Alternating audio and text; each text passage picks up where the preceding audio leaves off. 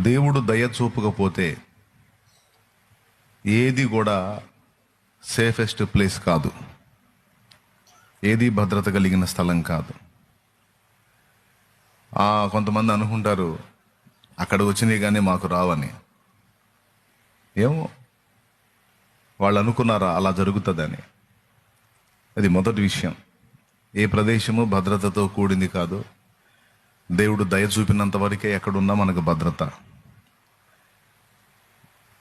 దేవుడు మరి దయ చూపనప్పుడు నువ్వు సిటీలో ఉండు, అడవిలో ఉండు, గ్రామంలో ఉండు, పల్లెలో ఉండు, పట్టణంలో ఉండు, ఎక్కడన్నా ఉండు, మన పని అయిపోయినట్టే.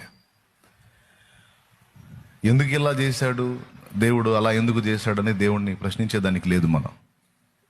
మనల్ని అడగడానికి దేవునికి బోల్డ్ అన్ని ప్రశ్నలు ఉన్నాయి, కానీ దేవుని అడగడానికి మనకు ప్రశ్నలు లేవు.